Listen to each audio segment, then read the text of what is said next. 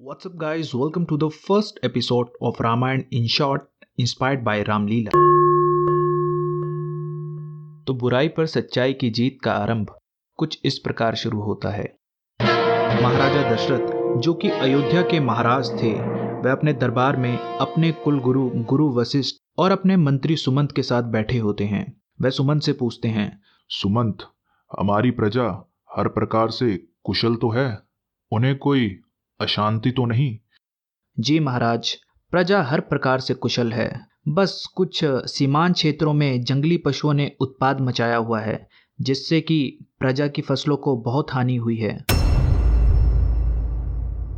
यह सुनकर महाराजा दशरथ चिंतित हो जाते हैं, क्योंकि वह अपनी प्रजा से बहुत ही ज्यादा प्यार करते थे। इसलिए वह फैसला करते हैं वह कल ही जाकर जंगली जानवर के शिकार को जाएंगे और अपनी प्रजा की फसलों को बचाएंगे। इतने में दरबार में द्वारपाल का प्रवेश होता है। महाराज की जय हो।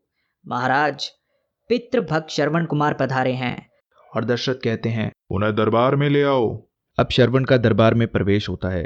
श्रवण कहता है, अवधपति महाराजा दशरथ एवं परम ज्ञानी महर्षि वशिष्ठ को श्रवण का कोटि कोटि प्रणाम। गुरु वशिष्ठ कहते हैं, कल्याण हो। कहो बेटा श्रवण, माता पिता सहित घर में कुशल से तो हो? श्रवण उत्तर देते हुए कहता है, जी गुरुजी, सब कुशल है, पर मेरा यहाँ आना एक चिंता का कारण है। यह सुनकर महाराजा दशरथ कहते हैं, कैसी चिंता श्रवण?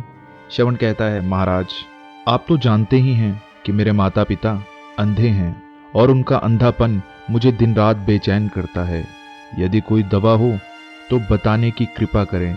इतने में गुरुजी कहते हैं कि क्या बेटा, तुम अपने माता पिता के अंधे होने का कारण जानते हो? श्रवण कहता है, नहीं गुरुजी, पर जानना चाहता हूँ। गुरुजी कहते हैं, तो सुनो बेटा, तुम्हारे माता पिता जन्म से अंधे नहीं थे। जब उनकी कोई संतान नहीं हुई तो उन्होंने घोर तपस्या की। तब ब्रह्मा जी ने प्रकट होकर उन्हें कहा कि उनके भाग्य में संतान की सूरत देखना नहीं लिखा है। यदि वह अंधा होना स्वीकार करे तो उन्हें पुत्र की प्राप्ति हो सकती है, और पुत्र मोह में तुम्हारे माता पिता ने अंधा होना स्वीकार किया। यह सब सुनकर श्रवण बहुत ही ज्यादा भावुक हो जाता है और कहता है, धन्य है मेरे माता पिता जो मेरे लिए जमीन पर सोए, सर्दी गर्मी सही और अंत में अंधा होना भी स्वीकार किया। मुझे आज पता चला कि मैं अपने माता पिता का कितना ऋणी हूँ। अतः मैं आज से प्रतिज्ञा करता हूँ कि मैं अपना समस्त जीवन उनकी सेवा में बलिदान कर दूंगा। यह सुनकर महाराजा दशरथ श्रवण से कहते हैं, श्रवण, तुम्हारे माता पिता बहुत ही भाग्यशाली हैं जो उन्हें तुम्हारे जैसा पुत्र मिला। श्रवण जवाब देते हुए कहता है, महाराज अथवा गुरुजी, कुछ ऐसा उपाय बताएं जिससे मेरे माता पिता की नैन ज्योति वापस आ सके। गुरुजी कहते हैं, यदि तुम अपने माता पिता को 4 धाम की यात्रा करा सको तो उनकी नैन ज्योति वापस आ सकती है, परंतु यह बहुत कठिन कार्य है श्रवण। श्रवण कहता है, कुछ भी कठिन नहीं है गुरुजी, मैं उन्हें अवश्य तीर्थ धामों की यात्रा कराऊंगा। महाराजा दशरथ कहते हैं, परंतु श्रवण, तुम अपने अंधे माता पिता को तीर्थ कैसे कराओगे? 2 अंधे प्राणियों को घनघोर जंगलों में कैसे लेकर जाओगे? श्रवण उत्तर देते हुए कहता है, महाराज, आपके और गुरुजी के आशीर्वाद से मैं कांट की कावड़ बनाकर उन्हें अपने कांधे पर उठाकर तीर्थ धामों की यात्रा कराऊंगा।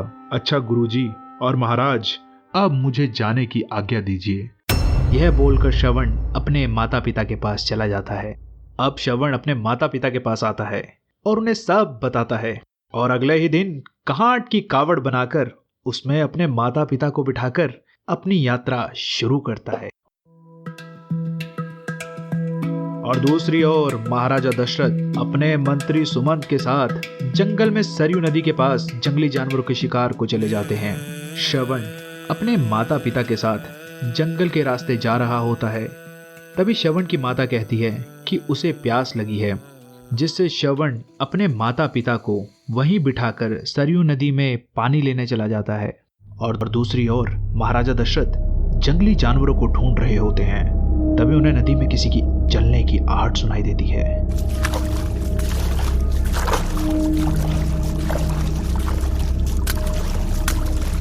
महाराजा दशरथ आहट को सुनकर अपना शब्द भेदी बाण चला देते हैं।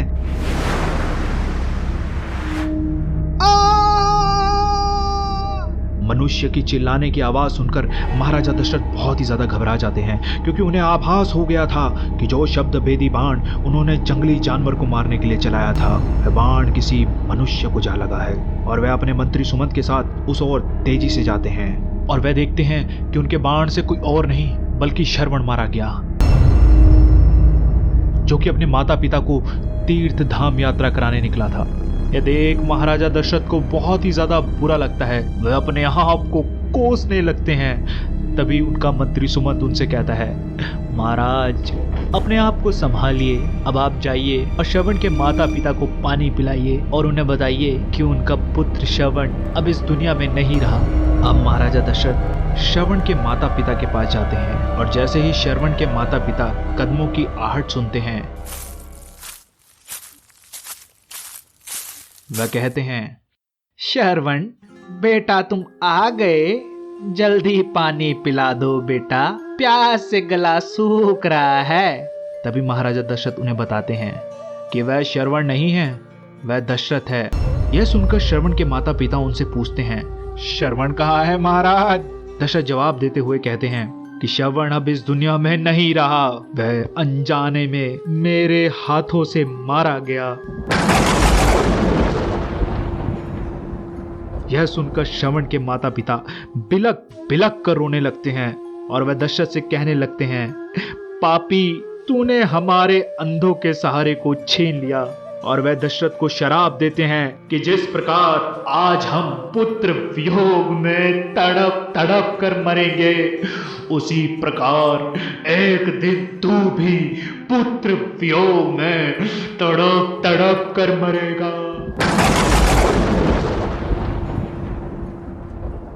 और यह कहकर श्रवण के माता पिता अपने प्राण त्याग देते हैं। यह सब देखकर महाराजा दशरथ बिलक बिलक के रोने लगते हैं और वह कहते हैं, हे ईश्वर, आज आप मेरे प्राण ले लो, अब मैं जीना नहीं चाहता। मेरे माथे पर आज 3 मौतों का कलंक लग चुका है। तभी वहां यमराज प्रकट होते हैं और वह दशरथ से कहते हैं, दशरथ अपने आप को संभालो, यह जो कुछ हुआ तुम्हारे साथ उसमें तुम्हारा कोई दोष नहीं है, यह सब विधि का विधान है। श्रवण और उसके माता पिता की आयु पृथ्वी लोक पे इतनी ही लिखी थी, तुम विधि पूर्वक इनका अंतिम संस्कार करके अपने राज्य लौट जाओ। यह सुनकर दशरथ अपने मंत्री सुमंत के साथ श्रवण और उसके माता पिता का विधि पूर्वक अंतिम संस्कार करके अपने राज्य लौट जाता है।